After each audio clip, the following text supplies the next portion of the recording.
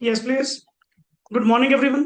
So in the previous part हम लोगों का टॉपिक जो स्टार्ट हुआ, बेसिकली स्टार्ट ही किया, जिसमें हमने जस्ट अभी इंट्रोडक्शन की बात करी, या लास्ट लेक्चर को जस्ट हम एक बेस लेक्चर की तरह जानते हैं, जिसमें need for law, mainly the word अगर मैं कहूँ, नीड फॉर लॉ हम लोगों ने डिस्कस करी। Why the law has been in the CA curriculum, CA syllabus में ये पार्ट क्यों बनाया गया। बट मैं अपनी डिस्कशन चैप्टर 8 को लेकर लिटिल बिट क्या कर चुका था, स्टार्ट कर चुका था। कुछ वर्ड्स मैंने थोड़े बहुत आप लोगों के साथ डिस्कस किए। आज हम अपनी बात सब्जेक्ट टू टॉपिक ही रखेंगे, ज्यादा आउट ऑफ नहीं जाएंगे, क्योंकि आज हमें फाइनली डिविडेंड को लेकर कुछ कंटेंट कवरेज करनी है। मेनली द सेक्शन 123, जो मैंने आपको कल बताया कि chapter 8, even the companies act का भी चैप्टर नंबर 8 कौन सा है, declaration and payment of dividend, जिसमें तुम लोग सेक्शन वाइज अगर बात करें, कौन कौन से सेक्शन 123 से लेके 120, टोटल 5 सेक्शंस हम यहाँ पे क्या करने वाले हैं, डील करने वाले हैं, जस्ट ओनली 5। और इसकी सबसे बढ़िया चीज पता क्या है? तुम्हें कल को अगर किसी भी पॉइंट को लेकर, लेट इट बी डिविडेंड को लेकर, कुछ भी वर्ड सर्च आउट करना पड़ा, you don't go have to here and there, just go to chapter number 8। पूरा कंटेंट डिविडेंड को लेकर कहाँ मिलेगा, चैप्टर 8। तो कंपनीज एक्ट ने भी पूरे एक्ट को 29 चैप्टर्स के अंदर क्या करा, डिवाइड करा। One of them is chapter number 8। सो मुझे कल की फटाफट एक बात दोबारा रिकॉल करवाइए। कुछ एक चार्ट्स हम लोगों ने बनाया था, थोड़े और ऐड ऑन करूंगा प्लस इसके अंदर पॉइंट्स। एंड सबसे पहले डिविडेंड एक ऐसा वर्ड है जो बेसिकली बेसिकली अपने आप में क्या है, एक रिटर्न। क्या है जी? रिटर्न टू द क्या, ऑनर्स। ऑनर्स कह लीजिए वर्ड, शेयर होल्डर्स कह लीजिए, for what they have invested in the company. जो भी पैसा तुम्हारे ऑनर्स ने, शेयर होल्डर्स ने इन्वेस्ट करा है कंपनी के अंदर, उसके लिए देखो सिंपल सी बात, इन्वेस्टमेंट का मतलब ही क्या है, समथिंग इन रिटर्न, कुछ तो मिले, तभी तो आप उसको इन्वेस्टमेंट कहेंगे, नहीं तो मेरे लिए क्या, वो एक्सपेंडिचर। इन्वेस्टमेंट बोलने का मतलब ही क्या है कि मुझे इसके ऊपर कोई ना कोई इनकम मिलेगी।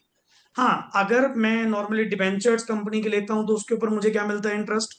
डिबेंचर्स, बॉन्ड्स, लोन, इन सब के ऊपर क्या मिलता है, इंटरेस्ट। क्लियर? बट अगर तुम कंपनी के क्या परचेज करते हो, शेयर्स, तो शेयर्स के ऊपर जो रिटर्न है, द डिस्ट्रीब्यूशन ऑफ प्रॉफिट, एक सिंपल वर्ड अगर इसको और कहूं, it's basically distribution, distribution of क्या, प्रॉफिट्स। कि सर हम अपने प्रॉफिट्स का कुछ हिस्सा, मे बी सारा, मे बी कुछ, साइलेंट करिए जी, ये जितना भी पर्टिकुलरली आप लोगों ने प्रॉफिट क्या करा है, जनरेट करा है, सर वो डिपेंड करेगा मेंबर्स के ऊपर। चाहे तो वो सारा प्रॉफिट ले जाए, चाहे तो वो कुछ पार्ट ले जाएं, that depends upon the members.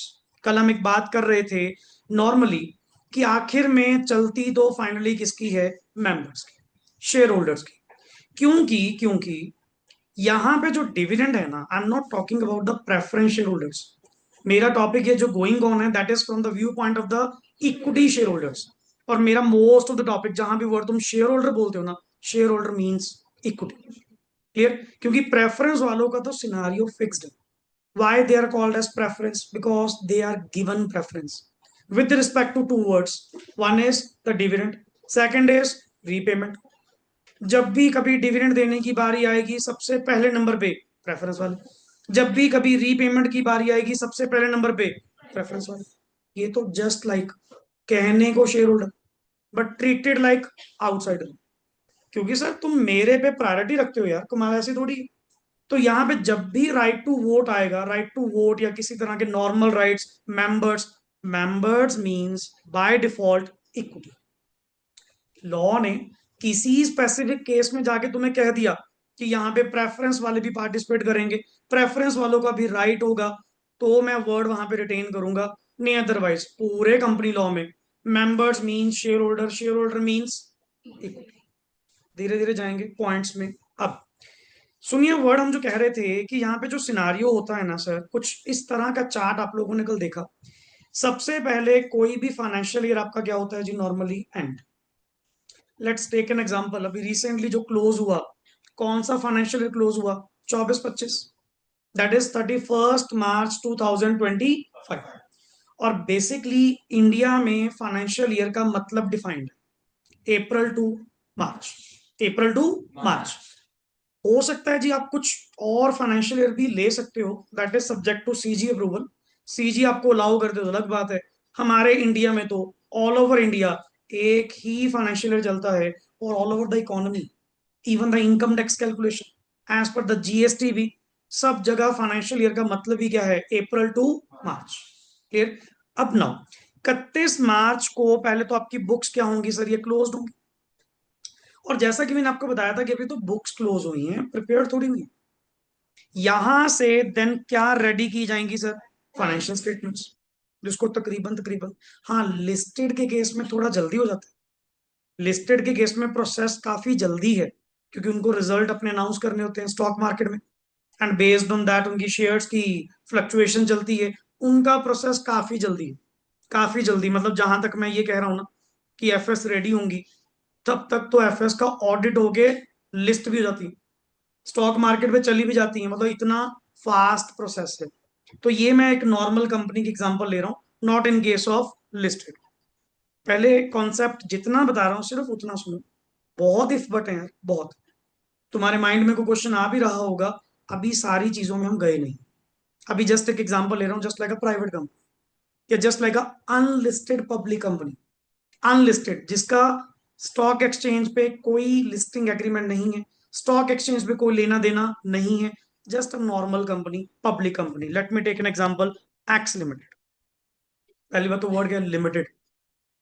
यही पीवीटी, प्राइवेट लिमिटेड। तो हमारी तो पहचान ही क्या है कंपनी की, the last word is limited. And वही तेरे कंपनी के फीचर्स में why the word limited is written, because company के केस में लायबिलिटी क्या होती है, limited. Limited by shares, limited by guarantee, limited by both. हाँ बट अगर तुमने कभी सुना हो अनलिमिटेड कंपनीज भी होती, अनलिमिटेड कंपनीज भी होती हैं, देन उनको ये वर्ड लिखना अलाउड। वो अपने नाम के साथ ब्रैकेट में नीचे अनलिमिटेड कंपनी स्पेसिफिकली क्या करेंगे, मेंशन। ये मान के चलो आज की डेट में 99.999% कंपनीज होती कौन सी हैं, लिमिटेड। सर एक बात बताओ, अगर यहां भी तुमने अनलिमिटेड होना था, फिर कंपनी बनाने का फायदा ही क्या हुआ? फिर तो पार्टनरशिप ही बढ़िया थी। पार्टनरशिप में लायबिलिटी क्या होती है, अनलिमिटेड, फिर तो तुम वहीं देखते। इतने बड़े कंप्लायंसेस में आए, इतने झंझट में पड़े, इतना कुछ करोगे, क्या फायदा? तो इसीलिए बाय डिफॉल्ट अपने मुंह से निकलता ही वर्ड गया, एक्स लिमिटेड। समझे ना? तो वर्ड्स को थोड़ा पिक आउट करो, क्या चीज चल रही है। अब सुन, मैंने नॉर्मल केस में कहा जी तकरीबन तकरीबन जून एंड या जुलाई के मिड में एफएस क्या हो जाती है, रेडी हो जाती है बाय द किसकी ओर से, बोर्ड, बोर्ड ऑफ डायरेक्टर्स या मैनेजमेंट। क्लियर? बिकॉज कंपनी के केस में डे वन से ownership is in the separate hands, management is in the separate hands. Company चलाने वाले और कंपनी के मालिक दोनों अलग अलग। कंपनी चलाने वाले जो डेली उसको ऑपरेट करेंगे, चलाएंगे, they are called as board of directors या मैनेजमेंट। डेली 24/7 365 डेज जो वहां बैठे। बट एक्चुअल में कंपनी के जो मालिक होंगे वो कौन होते हैं जी, ओनर्स, शेयर होल्डर्स। एंड उनका फ्रीक्वेंटली कंपनी में आना जाना नहीं होता। अगर तुम कह दो जैसे पार्टनरशिप में रोज ही दखलंदाजी, रोज ही मालिक की कुर्सी पे जाके अपा बैठ रहे हैं, क्यों है भी। बट यहां नहीं, यहां नहीं। कंपनी को 365 डेज चलाएगा कौन, मैनेजमेंट। हाँ बट बैकएंड पे सारी अप्रूवल्स, सारे रेजोल्यूशंस, कल एक वर्ड आया था रेजोल्यूशंस, जो भी डिसीजन मेकिंग है, देखो कुछ पावर्स बोर्ड के पास होती है, कुछ powers subject to members approval. Like dividend is one of them. Dividend is, क्या बोर्ड अपनी मर्जी से 20% डिविडेंड दे सकती है, नहीं। बोर्ड सिर्फ और सिर्फ डिविडेंड का रेट क्या करेगा, मैं अब तुमसे लॉजिक पूछूं कि रिकमेंड करने की पावर इनको क्यों दी? कहते सर एक बात बताओ, पूरा साल 24/7 365 डेज कंपनी को मैनेज कौन कर रहा है? इनसे बेहतर कंपनी को कौन जानता होगा? क्या वो जो बाहर बैठे, जो सिर्फ एक दिन आएगा, एंड वो एक दिन कौन होगा, एजीएम, एनुअल जनरल मीटिंग। उसको बेचारे को क्या पता कंपनी में प्रॉफिटेबिलिटी क्या है क्या नहीं। और वैसे भी इन्होंने कौन सा डिक्लेयर कर दिया, इन्होंने जस्ट अभी क्या करा है, रिकमेंड। या तुमने वर्ड सुना होगा क्या, प्रपोज्ड। अब एक नया वर्ड अकाउंटिंग पॉइंट से, वो बंद करिए ठंड लग रही है। नंबर वन पॉइंट, क्या प्रपोज्ड डिविडेंड कभी आपने बैलेंस शीट में लायबिलिटी साइड रिकॉर्ड करा है? अकाउंटिंग पॉइंट से अगर मैं पूछूं, बीकॉम भी करके बैठे हैं या फाउंडेशन भी पास आउट हैं, ये तो एक बेसिक +2 का पॉइंट है। क्या प्रपोज्ड डिविडेंड कभी हमने बैलेंस शीट की लायबिलिटी साइड पे रिकॉर्ड करा है? कभी नहीं करा, कभी नहीं करा। तुम पहले तो वर्ड ही क्या बोल रहे हो, प्रपोज्ड। क्या लायबिलिटी है? लायबिलिटी कब बनेगी? When it is declared, when it is, यही मेरा पॉइंट। तभी तुम अकाउंट्स में पूरी ट्रायल गिवन होती थी, कहीं वर्ड बीच में आता था प्रपोज्ड डिविडेंड। जब से कंपनीज एक्ट नया आया है या अकाउंटिंग स्टैंडर्ड नंबर 4 ने इसके रिगार्डिंग क्लैरिटी दी है, सर आप इसको लायबिलिटी क्यों बना रहे हो? ये लायबिलिटी कब है? ये तो बोर्ड ने जस्ट क्या करा है, रिकमेंड करा है। कल तुमने पॉइंट नहीं पढ़ा, आखिर में फाइनली किसकी चलेगी? मेंबर्स की। वो भी कहां पे? एजीएम पे। जहां पे क्या पास होगा? रेजोल्यूशन भी कौन सा? ऑर्डिनल। हमने हल्का सा वर्ड बताया था, एसआर, ओआर, या एक और top notch, unanimous. Unanimous means 100%, सारे एग्री होगी।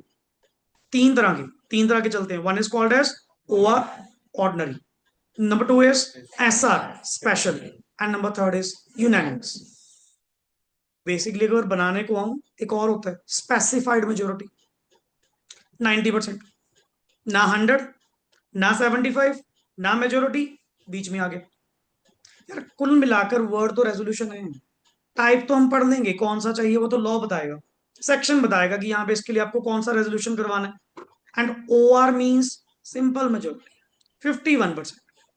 और मैंने कल अपने से बात करी थी, तुम्हें समझाया था, मेजोरिटी जो फाइंड आउट करनी है, क्या टोटल मेंबर्स की, या जो मेंबर्स जिन्होंने वोट की।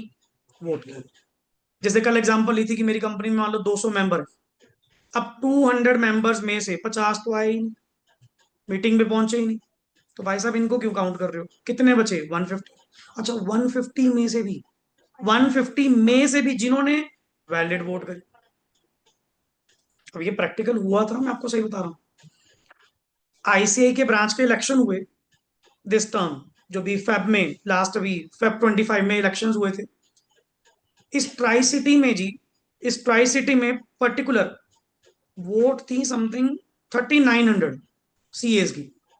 3900 सीएस ट्राई सिटी में जिनकी वोट थी ब्रांच में। एंड कई तो आउट ऑफ टाउन होते हैं, कोई इंप्लॉयमेंट के चक्कर में बाहर है, कौन सा सारे चंडीगढ़ रह रहे होंगे, कौन सा सारे यहाँ रह रहे होंगे। वोट उसमें से कितनी हुई तकरीबन जी? 1812। कितनी वोट हुई? अगर मेजोरिटी फाइंड आउट करनी है, क्या 3900 की? किसकी मेजोरिटी? 1812।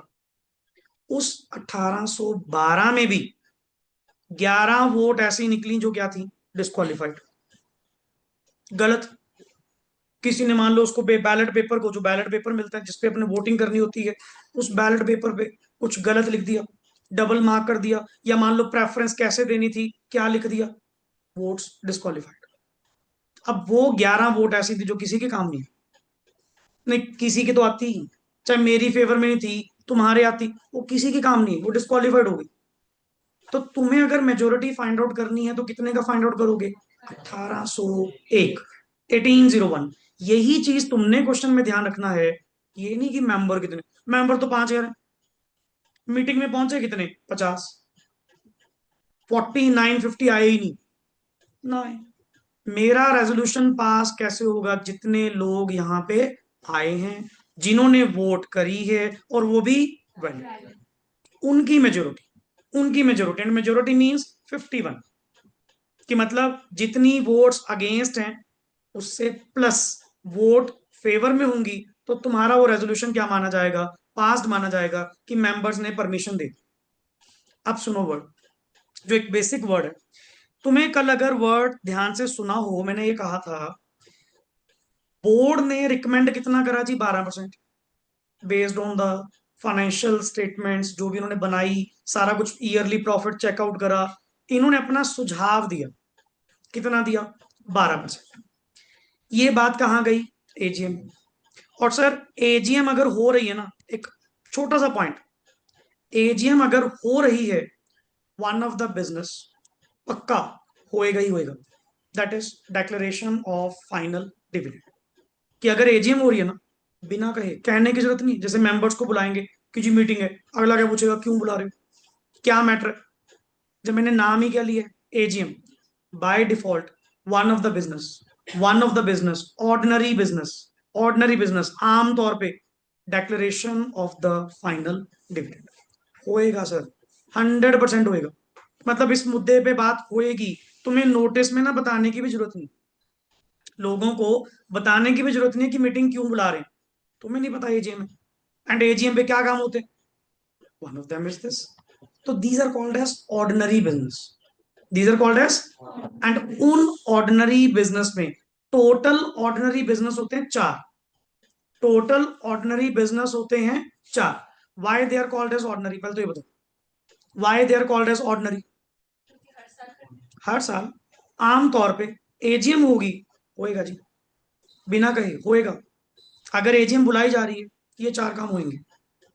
इनके बारे में मेंबर्स को बताने की भी जरूरत नहीं है कि एक मीटिंग क्यों रख रहे हो, कि बेसिकली बाय डिफॉल्ट एजीएम, अच्छा वो चार काम वो तो होंगे होंगे।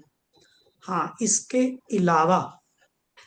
अलावा इन चार के अलावा, जिनमें से वन ऑफ देम क्या बताया मैंने, डेक्लेरेशन ऑफ फाइनल डिविडेंड, ऐसे तीन और हैं।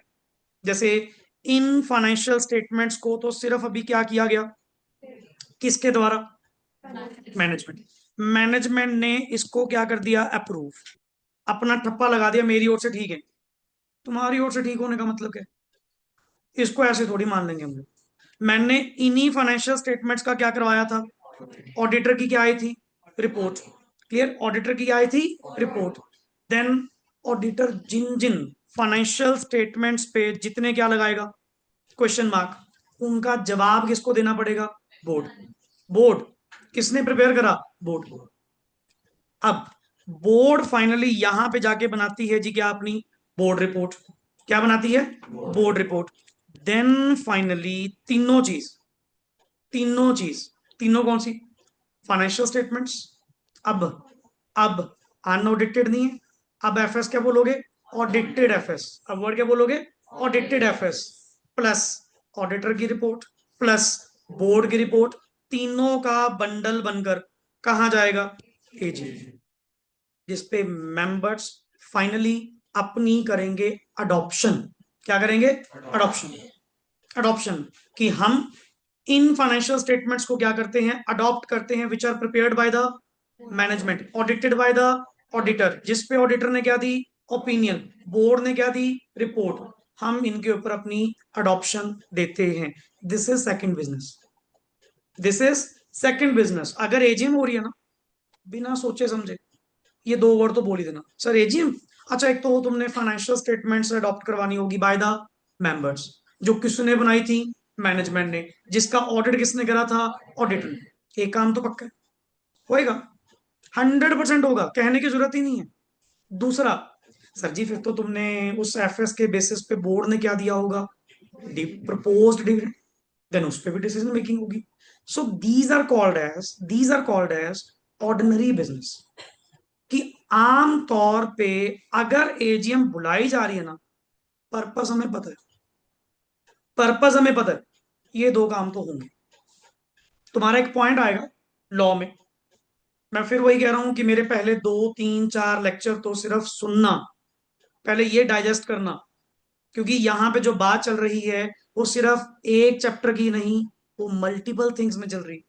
जब कंपनी का सिनारियो समझ आ गया ना सारा कि चलता क्या है, फिर सेक्शंस में जाना, 1 to 1 वर्ड आपको पहले क्लियर होंगे, यार ये तो है कुछ नहीं, सिंपल सा काम है। अब सुन ध्यान से, यहां पे पर्टिकुलरली सर, जब एजीएम बुलाई जाएगी, मेंबर्स को पहले पता है, एक तो इन्होंने वो एफएस करवानी होंगी अडॉप्ट, दूसरा डेक्लेरेशन ऑफ क्या करवानी होगी, डिविडेंड। मेरा पॉइंट चल रहा था, बोर्ड ने रिकमेंड करा कितना,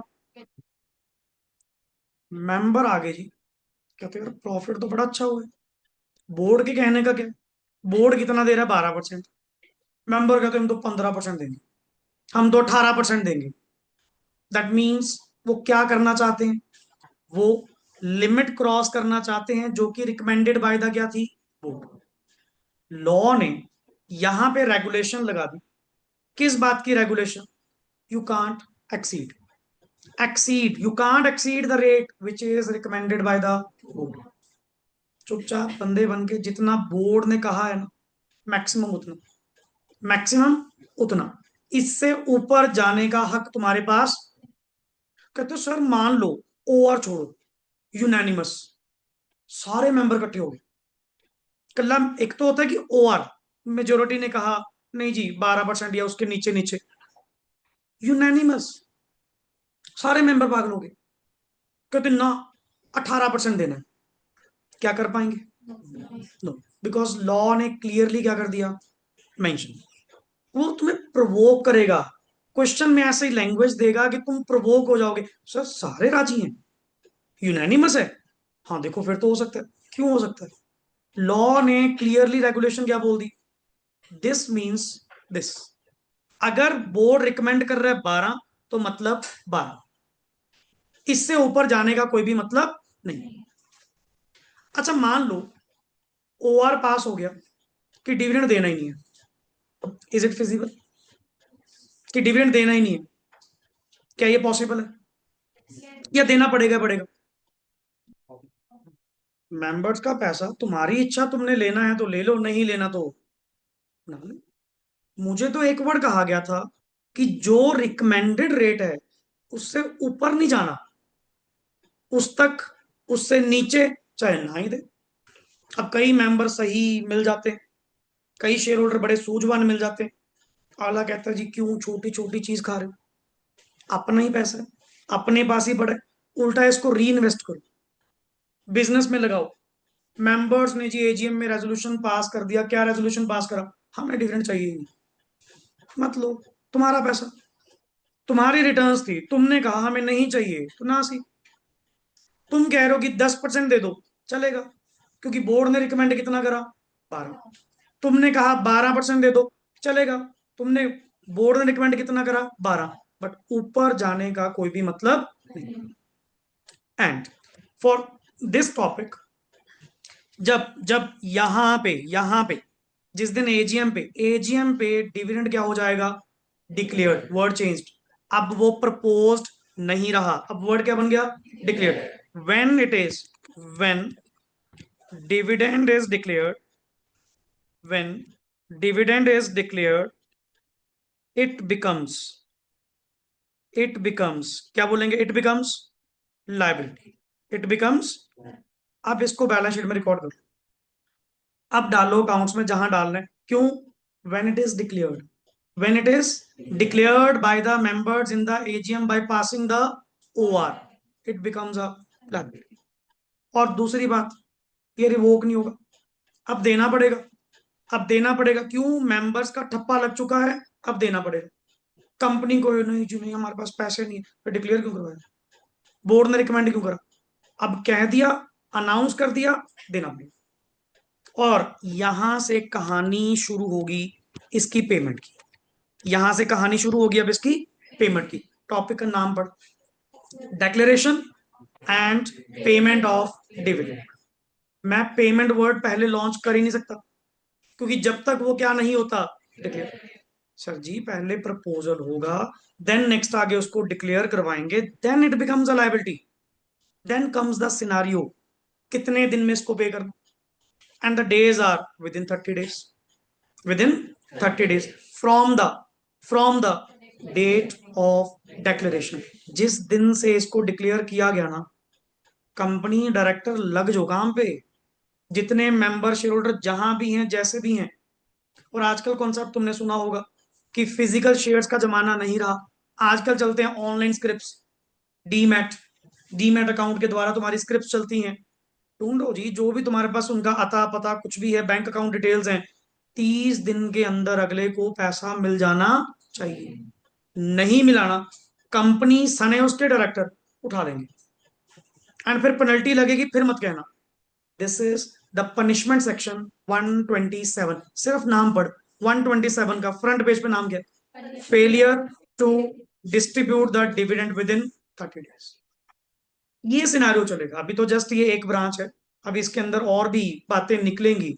सुनो, इस टॉपिक में dividend includes two words, dividend दो तरह का होता है जी।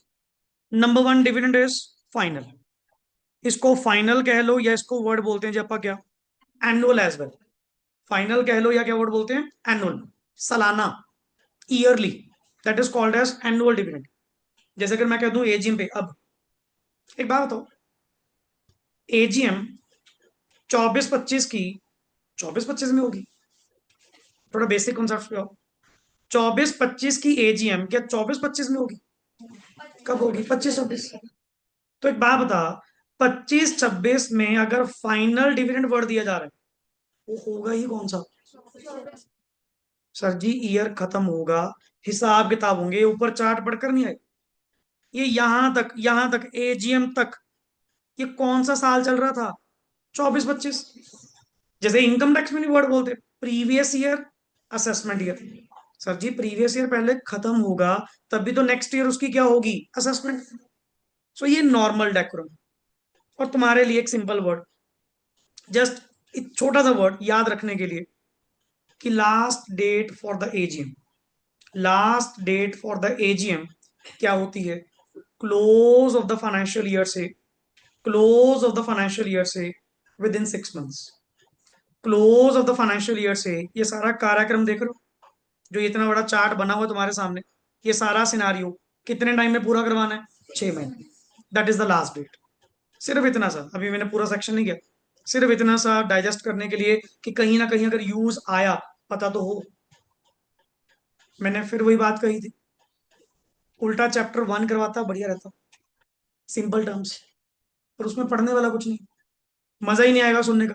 अब इसमें हर पॉइंट में कुछ ना कुछ क्या मिल रहा है, नया मिल रहा है, नई नॉलेज मिल रही है, कि यहाँ पे चलता क्या है सर, अभी तक तुम अकाउंट्स में डिविडेंड एंट्री उठाई, पे करा, चल भी। अब समझ आ रहा है कि बैक एंड में कितनी चीजें होती हैं जो कंप्लायंस करवानी पड़ती, जो कंपनीज एक्ट के अकॉर्डिंग टू चलती हैं। सो यहाँ पे पर्टिकुलरली डिविडेंड दो तरह का होता है जी, one is final and second is called as, word सुना होगा, interim. Interim stands for during, not full and final, not full and final. जैसे लाइक अ पार्ट पेमेंट, कई बार होता है sir, company during the year, during the year, जिस year का dividend देना है, जिस ईयर का डिविडेंड देना है, जरूरी नहीं साल खत्म होने के बाद दोगे, वो तो यार फुल एंड फाइनल है। वो तो कौन सा डिविडेंड हुआ, दिस, ड्यूरिंग द ईयर भी। चार पैसे तुमने अच्छे कमा लिए, अब उछल रहे हैं जेब में। डायरेक्टर्स को क्या होगा पर्टिकुलरली, क्यों ना मेंबर्स को खुश कर दे, जिनकी वजह से पैसा है। और दूसरी बात, डिविडेंड देना, भाई साहब तुम्हारी मार्केट में भी तो हलचल करेगा। मार्केट में तो हलचल करेगा किस बात की, और कंपनी डिविडेंड बढ़िया दे रही है, क्यों ना इसी के शेयर ले ले। मतलब कैपिटल अप्रोच। हम एक +2 लेवल पे टॉपिक पढ़ते थे बिजनेस स्टडीज में, financial management. In that financial management एक टॉपिक आता था, द 3 डिसीजंस, जिनमें वन ऑफ देम क्या था, डिविडेंड डिसीजन। मुझे ये भी तो ध्यान रखना है, ये ना हो कि मन करे मन लास्ट में साल बाद जाके कह दो इस बार डिविडेंड नहीं देंगे, ये रुस जाएंगे हमसे। एंड मन करे ये नहीं पता कैपिटल विड्रॉल कर लें, इन्हीं के कारण तो कंपनी चल रही है। और वैसे जब पैसा बनाया है, बांटने में हर्ज गया, मेंबर्स का पैसा मेंबर्स को नहीं देंगे यार, और किसको देंगे? एक बात बताओ, डिविडेंड ना देना क्या बोर्ड ऑफ डायरेक्टर्स का कोई लेना देना? अगले तो सैलरी बेस्ड, डायरेक्टर जितने बैठे हैं सैलरी बेस्ड, उनको क्या मतलब? वो तो उल्टा कह रहे हैं सर बढ़िया बात है मार्केट में डिविडेंड दो, अगर ड्यूरिंग द ईयर तुमने अच्छी प्रॉफिटेबिलिटी कमाई है ना, बांटो, लोगों को और कैप्चर करो, और पैसा इन्वेस्ट। क्यों? The main blood of the business is capital. जिसके बिना मेरा बिजनेस बेकार, जिसके बिना जितनी कैपिटल मिलेगी उतना बिजनेस वेंचर बढ़ता जाएगा। मैंने मार्केट भी तो देखनी है। हमने जी इस साल बढ़िया प्रॉफिट कमाया, मोटा प्रॉफिट कमाया, मुझसे रुका नहीं जा रहा कि मैं मेंबर्स को साल खत्म होने के बाद जाके डिविडेंड दूंगा। खुशी तो आ जाए, जतानी तो आ जाए। अब जिस दिन रिजल्ट आया, खुश तो उस दिन है ना, 4 दिन बाद 20 दिन बाद जाके उसको सेलिब्रेट करें, उसका फायदा क्या? लाइक योर बर्थडे, जिस दिन बर्थडे है उस दिन तो खुश होंगे, पार्टी ले भी लो। 2 दिन बाद 4 दिन बाद कौन सी पार्टी, निकल गया कर गया, ठीक है, सिंपल। मेन इवेंट तो आज है, हमने जी ड्यूरिंग द ईयर अपने मेंबर्स को बांट दिया इंटायर इंडिया, चक्को पैसा पर share nominal value based, face value based, percentage 10%, 20%, ले जा, कोई चक्कर ही नहीं। और मैं ये क्या कर नहीं दे रहा, ये फाइनल है। ये अभी क्या है, पार्ट पेमेंट। ये भी क्या है, पार्ट पेमेंट। कर लेंगे जी, खुशी मनाओ, खर्च करो, कोई दिक्कत नहीं है, अपने को बढ़िया प्रॉफिट हो।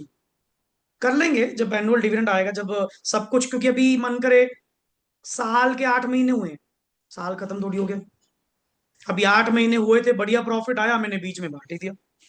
That dividend is called as, या इसको एक सिंपल वर्ड बताएं, डिविडेंड बिटवीन टू एजीएम। इसको अगर वर्ड कहा जाए, इसको वर्ड क्या बोलते हैं, डिविडेंड बिटवीन टू एजीएम्स। क्योंकि कॉमन सेंस, एजीएम पे जो डिविडेंड होगा वो कौन सा होगा, और दो एजीएम्स के बीच में कभी भी डिविडेंड देना, entire dividend during the year. But ये कभी फुल एंड फाइनल नहीं होता, ये जस्ट काइंड ऑफ एक पार्ट पेमेंट होती है कि चलो यार इतने काम तो लगाओ, लोगों को तो अपने साथ जोड़ो। बाकी कर लेंगे हिसाब किताब, क्योंकि साल खत्म होगा, खत्म होने के बाद फुल एंड फाइनल सारे अकाउंट्स बनेंगे, ऑडिट होगा, बोर्ड रिपोर्ट बनेगी, एजीएम तक जाते जाते अपन कर देंगे। पर ये थोड़ी यार, सेलिब्रेशन तो आज करनी है, मैं जाके 6 महीने बाद बताऊं, नहीं। एक काम करो, 10% तो ले लो। सबसे बड़ा मेन पॉइंट, सबसे बड़ा मेन पॉइंट, तुमने ऊपर जो कहानी सुनी थी वो किसकी थी, फाइनल डिविडेंड। वो किसकी थी, एंटायरम के केस में, नया वर्ड, एंटायरम के केस में it is declared by the, जबकि फाइनल के केस में क्या पड़ा, रिकमेंड कौन करेगा, बोर्ड, डिक्लेयर कौन करेगा, मेंबर्स। एंटायरम के केस में, क्योंकि एंटायरम वैसे भी कौन सा फुल एंड फाइनल है, पार्ट पेमेंट है। और पार्ट पेमेंट्स अगर देनी है तो कंपनी के बारे में किसको पता होगा, बीओडी। अगर बोर्ड ऑफ डायरेक्टर्स को लगता है कि हम अच्छे प्रॉफिट्स में हैं, बोर्ड ऑफ डायरेक्टर्स को लगता है कि हम साउंड प्रॉफिट्स में हैं, अपने लेवल पे डिविडेंड बांट दो, डिक्लेयर कर दो, खत्म करो। मेंबर से पूछने की जरूरत नहीं, मेंबर्स को चिंता ही नहीं। क्यों, ये कौन सा फुल एंड फाइनल है, ये तो कौन सा अभी पार्ट पेमेंट है। कोई नहीं, इतनी पावर तो किसको दे दो, बोर्ड को दे दो। बोर्ड अपने लेवल पे, बोर्ड अपने लेवल पे इसको क्या करवा पाएगा, डिस्ट्रीब्यूट करवा पाएगा। बांट दो जी, जिसको बांटना है, जो भी तुम्हें सही लगता है। हाँ बट सर, रिस्पॉन्सिबिलिटी यहाँ किसकी बनती है, बोर्ड की। अगर सही लगता है, सचमुच में बढ़िया प्रॉफिट्स में है, देना चाहिए, दे दो। ये भी ना हो ना कि वैसे ही मन करे रिजर्व ही लुटा दिए, पुराने खजाने लुटा दिए, वो काम भी मत करना। अगर लगे कि हाँ साउंड प्रॉफिटेबिलिटी है, बढ़िया प्रॉफिटेबिलिटी है, यू कैन डू। यहाँ पावर मैंने किसको दे दी सर, बोर्ड की। बोर्ड अपने लेवल पे क्या करे, अगर डिस्ट्रीब्यूट करना भी है कर दे, कोई 1% दिक्कत नहीं। This is the normal scenario. And एक वर्ड रह गया बस मेरा आपके साथ डिस्कस करने वाला, डिविडेंड जो पे आउट होगा, number one, dividend will be paid out of profits, या word sometimes, sometimes may be from reserves, from reserves. एक वर्ड बड़ा सही यूज करा, free reserves. Clear, word use करा सही, फ्री रिजर्व्स। जब वर्ड आएगा मैं डिफाइन करूंगा, फ्री रिजर्व्स का मतलब those reserves which are available for dividend distribution. Company में सारे रिजर्व, तुम्हारा माइंड जा रहा होगा रिजर्व एंड सरप्लस पे, कि बैलेंस शीट में एक हेड होता है रिजर्व एंड सरप्लस, मतलब उसमें से, सब में से, सब में से में नहीं। अब तुम्हारा क्या पता, एसपीआर बांट दो, वो एसपीआर थोड़ी बटेगा। सिक्योरिटी प्रीमियम रिजर्व है तो वो भी रिजर्व है, हर रिजर्व नहीं। मैंने वर्ड स्पेशली क्या बोला, free reserve, like general reserve, like accumulated PL, पुराने पास्ट प्रॉफिट्स, इसको इवन वर्ड बोलते हैं, past profits. You can give it from past profit as well, but there are some kind of restrictions. अब तुम्हारी वही बात आती है ना, देख भाई, करंट प्रॉफिट में से, करंट प्रॉफिट में से तू जो मर्जी बात, मेरे चाहे तो सारा दे दे, मुझे कोई दिक्कत नहीं। मेंबर एग्री करें बस, मेंबर एग्री करें, मेरा चाहे सारा ले जाओ, कोई दिक्कत नहीं। पर जब तुम नजर लेकर जाओगे किसकी और, रिजर्व्स। जैसे मान लो करंट ईयर में प्रॉफिट कम है, मैं डिविडेंड ज्यादा क्या बैठा, मैं किस हौसले में क्या बैठा, मैं किस हौसले में क्या बैठा कि मेरे पास क्या पड़े हैं, रिजर्व्स। कुछ यहां से ले लूंगा, बाकी बैलेंस कहां से ले लूंगा, रिजर्व्स। जब लॉ ये वर्ड सुनता है ना, जब कंपनीज एक्ट ये वर्ड सुनता है कि कंपनी अपने पुराने रिजर्व में से क्या देना चाहती है, डिविडेंड, क्या देना चाहती है, डिविडेंड, उसी टाइम कंपनी के हाथ बांध देते हैं कि नहीं, ऐसे नहीं, इतना नहीं, फलाना नहीं। These are called as restrictions, called as, क्या मैं प्रोहिबिशन बोल रहा हूं, प्रोहिबिशन मीन्स दे ही नहीं सकते, कि गलती से भी रिजर्व्स को हाथ मत लगा लियो। मैंने प्रोहिबिशन तो कहा नहीं, मैंने वर्ड क्या बोला, अलाउड है, but there are some formalities, there are some compliances, पूरे करना, बांट देना, पर मेरी भी सुन लेना, कंप्लायंस कर देना, निकाल ले पैसे। पर फ्री हैंड नहीं दूंगा कि जितना चाहो लुटा दो, जितना मर्जी पैसा, यार इतनी सालों की मेहनत इकट्ठी करी रिजर्व्स के अंदर, और रिजर्व्स भी कौन सा भागे जा रहे हैं, तुम लोगों के ही हैं। एंड रिजर्व्स बेसिकली कैपिटल को क्या दे रहे हैं, स्ट्रेंथ दे रहे हैं, कंपनी में इन्वेस्टेड है। और तुम लगे, होते नहीं कुछ लोग ऐसे होते हैं जिनकी नजर ही क्या होती है, सिर्फ खाने पे, कि बस कंपनी में से बना ले जितना बन सके। अब ऐसा लालची बंदा अगर टकर गया, तो कंपनी के सर भरे अंडार जितने भंडार है सब खत्म कर देगा, सब खत्म कर देगा। पर मैं थोड़ी चाहूंगा, कंपनी आगे भी तो चलानी है, कंपनी को आगे भी तो जिंदा रखना है। That is why there are sometimes restriction. आइए टॉपिक पे आओ जी, वापस वन टू वन। सबसे पहले टॉपिक का नाम हमारा जी declaration and payment of dividend, जिसमें सेक्शन 123 से लेके हम कहां तक पढ़ने वाले हैं, 127। क्लियर। सो बेसिकली सबसे पहले तो जी इंट्रोडक्शन टू द क्या लिखा हुआ है, डिविडेंड। जो बातें तुम सुन चुके, वन टू वन अब शुरू हो जाना, एक एक करके उसको रिकंसाइल करना, मैच करना कि वो बात कहाँ चल रही है। अभी एड ऑन्स भी होंगे, कुछ और बातें नई भी आएंगी। क्लियर। मतलब अभी तो जस्ट आप पढ़ना सीखो कि लॉ को कितनी डीपली आपने एनालिसिस करना है, क्योंकि यहाँ डिस्क्रिप्टिव वाला कोई काम नहीं। यहाँ सीधी क्या आएंगी, केस स्टडीज। मन करे ये नहीं पता पूरी केस स्टडी एक ही वर्ड पे डिपेंड हो, एंड तुम एक्सपेक्ट हो रहे हो उसने कुछ पूछा ही नहीं, अगला एक ही वर्ड पे टिका हुआ। प्रोविजन में मन करे सिर्फ एक ही वर्ड हो, उल्टा बढ़िया चीज है, केस स्टडीज अगर आती हैं तो अच्छी बात है, डिसीजन सही है, प्रेजेंटेशन सही है, नंबर पूरे मिलेंगे। डिस्क्रिप्टिव में लिखते रहो क्या प्रोविजन है, एंड उसमें मान लो कुछ नहीं लिख पाए, नंबर कटेंगे। That is the main. सुनो, सबसे पहले वर्ड पढ़ो जी, क्या लिखा हुआ है, इंट्रोडक्शन टू, क्या लिखा हुआ है। एक बात बताओ, इसको तुम कैसे प्रोनाउंस करते हो जी, ये बताओ, इसको कैसे प्रोनाउंस करते हो, सेक्शन टू, गलत, क्लॉज।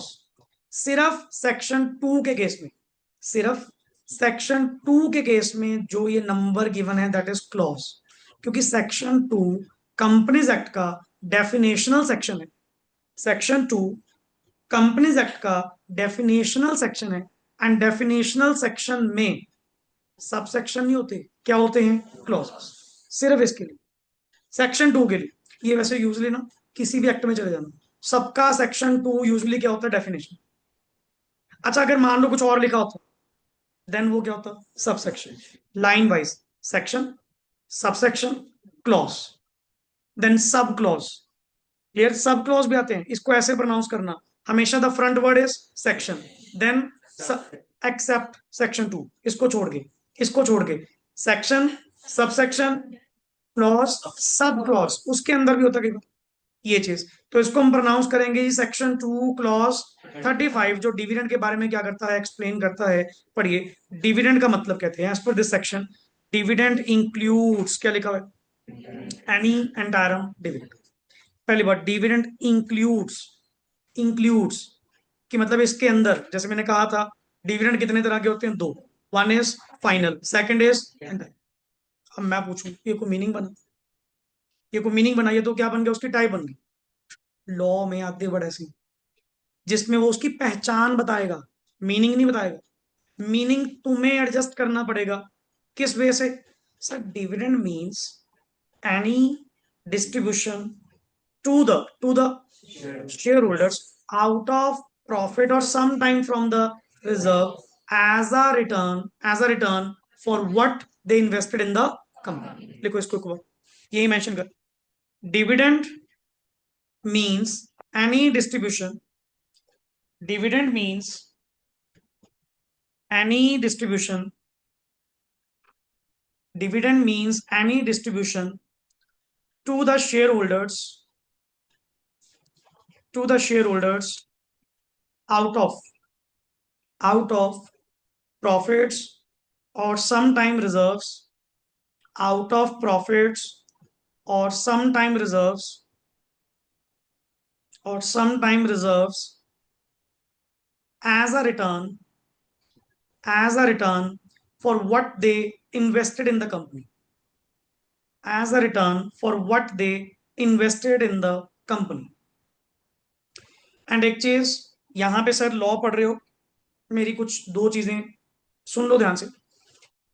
एक तो जब भी तुम ये बुक यूज कर रहे हो, kindly use coloured pens, not pencil. Coloured pen use करिए पर्टिकुलरली, क्योंकि ब्लैकिश वो पहली है, तुम भी उसके ऊपर बाय पेंसिल या ब्लैक पेन से यूज कर रहे हो, वो मर्ज हो जाएगा। जो चीज एक्स्ट्रा लिखने वाली होती है that will be clearly highlighted. And एक कृपा करके वो ग्रीन वाले हाईलाइटर मत यूज करना, सारी बुक ब्लैक की जगह हरी हो जाएगी। इंपॉर्टेंट सारा कुछ ही है, पहले एक लाइन इंपॉर्टेंट लगेगी, फिर दूसरी बार पढ़ोगे फिर दूसरी लगेगी, लास्ट में पता लगा बुक ब्लैक थी क्या हो गई ग्रीन। वो मत करना। उससे बढ़िया चीज बता रहा हूँ, उससे बढ़िया चीज कलर्ड पेन्स। कलर्ड पेन्स, कोई ब्लू, कोई रेड, ग्रीन, अलग अलग तरह के कलर, क्योंकि नोट्स ऐसे ही बनते हैं, चाहे वो अकाउंट्स के बनाओगे, कॉस्ट के बनाओगे, कलर्ड पेन्स की आदत डालो। हाँ, मेन जो लिखने वाला होता है ना, जैसे नॉर्मली आप आजकल कॉस्ट भी कर रहे हो, अकाउंट्स भी करोगे विद ब्लैक, डे वन से वो कौन सा होना चाहिए, ब्लैक पेन। क्योंकि मेन एग्जाम जो आपने राइट डाउन करना है वो किसमें होगा, black pen. But other things for my understanding purpose clearly highlighted coloured pens. तो मेरे नोट्स अगर देख लो ना, अभी भी संभाले पड़े, चाहे इंटर के चाहे फाइनल्स के, तो मैं अगर दिखा दूं, मतलब जितने कलर होते हैं सारे पेन, सब अलग अलग तरह के रखे हुए हैं। कारण पॉइंट ही कुछ अलग अलग नेचर के हैं। अच्छा, मैंने तो डिफाइन भी करा हुआ था, ब्लैक पेन में कौन सी इंपॉर्टेंस वाला लिखना है, रेड पेन में कौन सा लिखना है, ग्रीन में कौन सा। देखो सिंपल सी बात, नोट्स जितने बढ़िया बनाओगे, डे वन से सिलेक्शन जितनी बढ़िया करोगे ना, लास्ट में उतना इंडिपेंडेंट फील करोगे, बढ़िया फील करोगे, सर मजा आए। समझना, मतलब फन लर्निंग यार, सिंपल सी बात, फन लर्निंग। तरीके से पढ़ना है, मजे से पढ़ना है, टेंशन लेकर नहीं क्या चल रहा है यहाँ पे। वन टू वन चीज, हाँ तुम्हें कुछ चीज हिट करती है, माइट भी मैं डिक्टेट करवा नहीं रहा, मैं लिखवा नहीं रहा, तुम्हें कोई चीज अच्छी लगी, ये पॉइंट बढ़िया है, नोट, इमीडिएटली उसको क्या करो, नोट डाउन करो। एंड सेकेंड थिंग, मेरे सब्जेक्ट्स में मुझे चाहिए एक reading partner. Clear.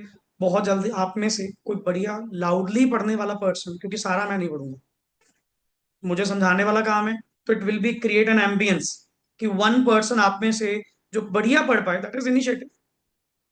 And I think so इस बैच से मैं एक मोमेंटो भी रखूंगा उसका, रीडिंग पार्टनर का मेरा डेजिग्नेशन है। हर बैच में मेरे साथ कोई ना कोई रीडिंग पार्टनर होता है। क्लियर। एक पर्सन मेरे साथ साथ चलेगा, पढ़ेगा, एंड मैं उसको आपके साथ क्या करूंगा, एक्सप्लेन। एंड फिर वही बात, हर किसी को पढ़ना नहीं आता, ये चीज भी मतलब एक इनिशिएटिव का पॉइंट होता है। पर्टिकुलरली मैं अभी तो 2-3 दिन तुमसे टेस्टिंग करूंगा, पढ़ाकर देखूंगा किसकी आवाज अच्छी लगती है, किसका कंटेंट मुझे बढ़िया लगेगा। That will be for ever, next on मेरे साथ साथ चलेगा रिगार्डिंग दैट, क्योंकि वो ना एक एम्बियंस बनता है। जैसे आपने छोटे होते स्कूल में भी देखा हो, टीचर्स आपसे पढ़ाते हैं, मेरे से पढ़ाने में वो इंपॉर्टेंस नहीं होगी, जब तुम पढ़ोगे मैं उसमें हाईलाइट करूंगा, रुक, ये पॉइंट का मतलब, that will create an ambience of a classroom, that is the main thing which I need. तो यहां पे अभी तक तो डेफिनेशन कुछ नहीं निकली। अभी तक तो वर्ड क्या कहा, डिविडेंड इंक्लूड्स एंटायरम, एंड एंटायरम डिविडेंड का मतलब the dividend which is declared between, क्या लिखा हुआ है, क्योंकि एजीएम पे जो डिक्लेयर होगा वो कौन सा होगा, फाइनल। और मैं यहाँ पे फाइनल डिविडेंड की बात नहीं करूँ। क्लियर। दो एजीएम्स के बीच में जो डिविडेंड दिया जाएगा that is called as entire during the year. Now sir, procedure for declaration पढ़ चुके हो, रेफरेंस आएगी फटाफट। पहला पॉइंट क्या है जी, देखो फाइनल डिविडेंड के केस में, firstly the dividend is recommended by the, as per section की रेफरेंस भी है 134, जहां पे तुम्हारे बोर्ड ऑफ डायरेक्टर्स क्या करेंगे, रिकमेंड करेंगे जी हमारे मुताबिक हमने जिस तरह की प्रॉफिटेबिलिटी पूरे साल में पिछले साल में रखी है, based on that we recommend 12%, we propose 12%। मानना ना मानना तुम्हारी, देखो तुम अपना देख लेना, जो भी तुम्हारी एजीएम होगी मेंबर्स अपना फाइनली बता देंगे। हमारे मुताबिक तो एनुअली कितना जाना चाहिए? 12%। मतलब the dividend firstly recommended by the, और ये कहानी किसकी पढ़ रहे हो? फाइनल की, एंटायरम की नहीं, फाइनल की। Now the members in the AGM may declare the dividend. अच्छा वर्ड क्या? What it means? ऑप्शन मन करे ना दे। बोर्ड ऑफ डायरेक्टर्स ने 12% रिकमेंड करा, मेंबर कहते हैं मैं चाहिए, रेजोल्यूशन पास हो गया, कोई डिविडेंड नहीं, चलेगा। लॉ में वर्ड क्या लिखा हुआ है? मे। अगर होता ना मैंडेटरी, यहां वर्ड क्या होता? शेल। क्या वर्ड होता? करना पड़ेगा। यहां वर्ड है मे। इन छोटी छोटी बातों पे थोड़ा ध्यान दो। मतलब हम तो बैक एंड में, मेरे माइंड में तो क्वेश्चन चल रहे हैं ना, मैं वो चीजें तुम्हें मतलब पहले से प्रिकॉशनरी मेजर में दे रहा हूं कि अल्टीमेटली जब क्वेश्चन पढ़ोगे इन्हीं चीजों पे रुकोगे कि सर आपने वैसे कहीं सुना तो है नहीं, ये कह रहे हैं कि एजीएम में कि डिविडेंड देंगे नहीं। मैं फिर कहूंगा हाँ, कहाँ लिखा हुआ था कि देना जरूरी है? कहाँ लिखा हुआ था डिविडेंड देना जरूरी है? वर्ड क्या लिखा हुआ था? The member in the AGM may declare the dividend वो भी by passing the, OR stands for ordinary declaration of dividend at the AGM is an item of, इसी वजह बताना, इसी वजह बताना पड़ता है वो जो मैंने बात करी थी कि सर एजीएम बुला रहे हो, अच्छा ये काम तो होंगे, जिनमें से दो तो मैंने आपको बताई दी। दो कौन से? Number one is laying off, पूरा वर्ड बोलते हैं, लेइंग ऑफ, रखना, laying off and adoption of financial statements, sorry, audited financial statements by the members. पहला काम, बेसिक काम, that is why they are called as ordinary. कल को कोई मेंबर मेरे से पूछे एजीएम बुला रहे हो, क्यों बुला रहे हो? तुझे नहीं पता कि एजीएम में चार काम तो पक्के होते ही होते हैं? हाँ, उसके अलावा कुछ करवा रहे हो ना, that business is called as special. उसके लिए बताना पड़ेगा। जैसे मान लो ये चार काम छोड़ के मैंने कोई और एजेंडा, कोई और मैटर मैंने डिस्कस करना है मीटिंग के अंदर, नोटिस में लिख के देना होगा, सर हम आपको इसलिए बुला रहे हैं, उसका ये कारण है, फलाना, जो कुछ बताना है सब कुछ बताना पड़ेगा। इनके लिए नहीं, ये तो बेसिक काम है, इनके लिए कुछ नहीं बताना। दूसरा क्या बताया? Declaration of final dividend. And ऐसे ही थर्ड नंबर फोर्थ नंबर जो होते हैं ना, appointment reappointment of directors, appointment reappointment of auditors, ये पक्के चार काम है, पक्के चार काम है। जब भी एजीएम होगी ना, ये चार काम होंगे, होंगे 100% होंगे। और इनके लिए तुम्हें मेंबर को जो नोटिस देना है मीटिंग का, बताने की भी जरूरत नहीं, छोड़ दो। हाँ बट इन चार के अलावा कुछ करोगे ना, वो बताना, वो डिस्क्लोज करना पड़ेगा लिख के कि फलाना काम भी करेंगे, ये भी करेंगे, वो भी करेंगे। इन चार को नहीं, that is why they are called as ordinary. Now the members में रिड्यूस द रेट और अमाउंट रिकमेंडेड बाय द, या तो कम कर सकते हैं जो भी अमाउंट उन्होंने या रेट जो रिकमेंड करा है, बट दे कैन नॉट बढ़ाने का मतलब, इसको लिख ले एक वर्ड, नया वर्ड जो भी तुम्हें बताया था, even if unanimously, even if unanimously consented, even if unanimously consented। और एक चीज नोटिस करना, हर बैच में कुछ ना कुछ वर्ड मेरी ओर से भी क्या होता है, नहीं, जो बातें शायद प्रीवियस बैच में बताई होंगी उससे प्लस ही ये वर्ड कभी लिखवाया ही नहीं। अब माइंड में आया, क्वेश्चन में कहीं मिला, ऐड ऑन। क्यों क्वेश्चन में पॉइंट लेकर आएगा? सर 100 के 100% मेंबर कंसेंटेड हैं, कह रहे हैं, 12% नहीं 15%, तो भी नहीं। क्यों? Regulation 80 of the table, regulation table F की तुम्हें अगर वर्ड याद हो, फाउंडेशन में तुमने पढ़ा होगा या बीकॉम लेवल पे, टेबल ABCDE, मेमोरेंडम के clear, FGHIJ, that is articles के, as per the regulation 80 of the table F, you can't do that, you can't do that, even even unanimously consented, सारे इकट्ठे हो जाएगा, मैं कह रहा हूं सारे 100% यस कर लो, तो भी नहीं होगा, तो भी नहीं होगा। क्यों? जहां लॉ स्टैंड ले गया तुम्हारे आर्टिकल्स या तुम्हारी प्रोविजन, तुम्हारे रेजोल्यूशन कुछ नहीं बिगाड़ पाएंगे। अल्टीमेट तो फाइनली किसकी चलेगी? लॉ की। सुप्रीम कौन है? लॉ। नॉट तुम्हारा रेजोल्यूशन। तुम्हारा क्या, किस बात को लेकर कंसेंटेड हो जाओ, किस बात को लेकर एग्रीड हो जाओ। हमने तुम्हारे अकॉर्डिंग थोड़ी चलना है, हमने लॉ के अकॉर्डिंग देखना है कि यहाँ क्या लिखा हो। And next, interim dividend is declared by the, सीधा ही वर्ड क्या लिखा हुआ है? डिक्लेयर्ड। क्योंकि डिक्लेयर करने की, एंटायरम डिविडेंड को डिक्लेयर करने की पावर ही किसके पास है? कोर्ट। हम बीच में नहीं पड़ेंगे, इतना बड़ा सिनारियो नहीं करेंगे। वैसे भी पार्ट पेमेंट है, कौन सा फुल पेमेंट है? देने दो, कुछ सोच समझ कर ही देंगे, कुछ सोच समझ कर ही देंगे। और अगर कहीं ना कहीं इन्होंने गलती कर दी, कहीं ना कहीं इन्होंने क्या कर दी? गलती, मेंबर्स तो इनको लायबल करेंगे। तुमने क्यों दिया भाई? तुम्हें क्या पता नहीं है कि कंपनी में प्रॉफिट है या नहीं है? इतना तो बोर्ड ऑफ डायरेक्टर्स भी कंसर्न है यार, इतनी अकल तो वो भी रखते हैं कि हमें डिविडेंड देना चाहिए, नहीं देना चाहिए। उल्टा वो खुद के ऊपर रिस्पॉन्सिबिलिटी ले रहे हैं डिक्लेयर करके। समझना point? That is the case जो अब तक की कहानी थी। अब आइए सेक्शन 123। 123 का हेडिंग पढ़िए, इस सेक्शन का नाम क्या है? कंडीशंस फॉर, किसकी condition? Declaration and payment of dividend.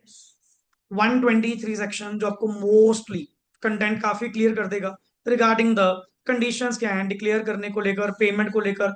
बड़ा मजेदार। पढ़िए, सबसे पहला point, sources of dividend. What in the sources? Dividend कहां से दिया जाएगा? डिविडेंड अगर दिया जाएगा, सोर्सेज दो हैं। पहला, प्रॉफिट्स। दूसरा, मनी प्रोवाइडेड बाय सीजी और SG in pursuance of guarantee given by, CG stands for central government, SG state government. अगर तुम्हारे केस में, like in case of government company, in case of government company, government ने guarantee दी हुई है, guarantee दी हुई है किस बात की? कि तुम्हारे मेंबर्स को डिविडेंड मिलेगा ही मिलेगा, हम देंगे। पहली प्रायोरिटी, पहली प्रायोरिटी प्रॉफिट्स। नहीं है ना, हम बैठे हैं, हम गारंटी दे रहे हैं तुम्हें डिविडेंड मिलेगा। तुम किसी गवर्नमेंट कंपनी के शेयर ले लो, किसी गवर्नमेंट कंपनी के शेयर ले लो, जैसे ये नहाई, NHAI, national highway authority of India, ठीक है ना। अगर कोई गवर्नमेंट कंपनी के शेयर्स ले लो, अगर वो डिविडेंड गारंटेड बाय क्या है? गवर्नमेंट, मिलेगा जी। प्रॉफिट हो या फिर गवर्नमेंट अपनी जेब से देगी। That is the money provided by, money provided by CG और SG in pursuance of guarantee given by it. नहीं, usually 99.999%। What is the source? Dividend, sorry profits. What is the source? Profits. Question आया आज से 5-6 times पहले, यही पूछा, what are the sources of dividend, मतलब case सा बनाकर सोर्सेज पूछे। और तुम जितने क्वेश्चन करते हो, नेक्स्ट आगे, आज तक कोई ऐसा वर्ड नहीं आया था, कंसेप्ट नहीं आया था जिसमें ये मनी प्रोवाइडेड वाला सीन यूज हो रहा हो। और तुम भी अभी अभी नोटिस कर रहे हो, वो भी मैं करवा रहा हूं। अगर सिंपल पढ़ा देता, तुम्हारे माइंड में भी आज पहला सोर्स क्या होता? प्रॉफिट। मैं कोई और सोर्स कोई नहीं होता? नहीं सर, प्रॉफिट्स। उसने सिर्फ एक लाइन पे क्वेश्चन पूछा, बच्चों को याद नॉर्मली क्या रहा? प्रॉफिट्स, लिख दिया। जबकि दूसरा सोर्स भी क्या था? अवेलेबल। इन केस अगर गारंटी गिवन बाय इट है, सोर्स तो वो भी है। Now the most of the cases में जो हम प्राइम यूज करते हैं, prime, that is profits of the अपनी कंपनी की, मेरी कंपनी एक्स लिमिटेड जिसने डिविडेंड देना है। कहीं पता लगे कल को सब्सिडी पकड़ ली या कोई एसोसिएट कंपनी पकड़ ली, यार उनके प्रॉफिट क्यों बांट देगा? अपने प्रॉफिट में से देना जो देना है, ऑफ द कंपनी। क्लियर? वो भी कहां से? फॉर दी, कौन सा प्रॉफिट? फॉर दी, जो करंट ईयर में कमाया। पहली प्रायोरिटी। मैं पिछले साल को हाथ क्यों लगाऊंगा जब करंट ईयर में प्रॉफिट बढ़ा? एक चीज कॉमन सेंस सोचो, तुम्हें पिछले प्रॉफिट्स में कब जाना पड़ेगा? रिजर्व्स में कब जाना पड़ेगा? जब करंट ईयर में प्रॉफिट्स नहीं होंगे या कम होंगे। दो चीज, नहीं होंगे या कम होंगे। पर पहली प्रायोरिटी ऑलवेज कौन रहेगा? जिस साल का डिविडेंड, उसी साल के प्रॉफिट्स। हाँ, बट अगर वो एडुकेट नहीं है, अगर वो इतने रीजनेबल नहीं है कि तुम अपनी कमिटमेंट पूरी कर सको, इन दैट केस पुराने पुराने प्रॉफिट्स तेरे पास पड़े हैं, जिसको वर्ड बोलते हो तुम एक्यूमुलेटेड P&L। पुराना सरप्लस जो पड़ा है, सरप्लस अकाउंट, वहां से दे दो। क्लियर? पढ़िए second, for profits of the company, for और वर्ड दोनों में, और मीन्स या तो करंट में चल जाएगा, करंट वाले अगर पूरे नहीं हैं, और फॉर द क्या लिखा हुआ है, previous financial year, years, year, years जो भी अवेलेबल है, पिछले साल के, पिछले सालों के जो भी हैं, एंड रिमेनिंग क्या थे, that is accumulated, accumulated P&L account, या तुम कभी कभी उसको वर्ड बोलते हो सरप्लस अकाउंट, सरप्लस अकाउंट, जो भी पिछले साल के प्रॉफिट्स पड़े हैं सर उनमें से दे दो। अच्छा, या फिर थर्ड पढ़ो, क्या लिखा हुआ है, बोथ। अच्छा, इनमें वर्ड क्या लिखा हुआ है, और मींस या फिर, एंड नहीं है, एंड होता तो मतलब प्लस, और मींस या फिर दोनों, दोनों कैसे, करंट ईयर के प्रॉफिट्स कम थे, कुछ मैंने यहां से ले लिए, कुछ मैंने प्रीवियस में से, मेरी कमिटमेंट तो पूरी होगी, मेरी कमिटमेंट तो पूरी होगी। अच्छा, मान लो करंट ईयर में प्रॉफिट ही नहीं, करंट ईयर में प्रॉफिट ही नहीं है, क्या मैं डिविडेंड दे सकता हूँ करंट ईयर में? मेरा सिंपल सा सवाल, यस या नो, करंट ईयर में प्रॉफिट नहीं है, क्या मैं, अच्छा मेरे मेंबर्स ने डिविडेंड डिक्लेयर कर दिया, क्या वो डिविडेंड डिक्लेयर कर सकते हैं? करंट ईयर में लॉस है, करंट ईयर में लॉस है, कर सकते हैं, पुराने पड़े होंगे, पुराने में से दे दो, पुराने में से दे दो, वर्ड क्या लिखा हुआ है, और। अगर मैं तो कह रहा हूं करंट के है ही नहीं, करंट ईयर में लॉस है, तो क्या हो गया, पुराने तो पड़े हैं। फिर तुम क्वेश्चन पूछोगे यहां से कि सर ऐसी कौन सी कंपनी होगी करंट ईयर लॉस में ये खुशियां मना रहे हैं? खुशियां नहीं मना रहे, मार्केट स्टेबिलिटी रख रहे हैं, जो इतने सालों की इज्जत बना रखी है खत्म कर दें, सिर्फ किस बात से, डिविडेंड ना देकर। मैं मूर्ख थोड़ी हूं, पिछले 5 साल से कंपनी हर साल क्या दे रही है, डिविडेंड। और दूसरी बात, क्या मैं आउट ऑफ कैपिटल दे रहा हूं, आउट ऑफ क्या दे रहा हूं, प्रॉफिट, आज के नहीं, पुराने, है तो प्रॉफिट, है तो प्रॉफिट, दे सकता हूं सर, कोई बड़ी बात नहीं। तो लोग करते हैं, कंपनीज करती हैं, to maintain the market stability, dividend stability, कि मार्केट में यही जाए, कंपनी डिविडेंड देती है जी, आज भी देती है, ताकि कहीं मेरे जो इन्वेस्टर्स हैं वो प्रोवोक ना हो जाएं कहीं और शिफ्ट होने पे। इट्स बेटर, इनको खुश रखो, अपना संभाल लेंगे, क्या हो गया क्या नहीं, कि लॉस का कारण क्या है, कोई बात नहीं, नफा नुकसान चलते रहते, किसी साल प्रॉफिट, किसी साल नुकसान, फिर क्या हो गया, कोई बड़ी बात थोड़ी है। और दूसरी बात, जो पैसा पड़ा है वो है ही किसका, मेंबर्स का, मेंबर्स का पैसा मेंबर को ही दे रहा हूं, क्या गलत कर दिया मैंने? This is the case. Line बेशक एक है, डिस्कशन 10 मिनट लेगी, क्यों, चीजें उसके बैकग्राउंड कही होती, क्वेश्चनिंग सेंस कही होती।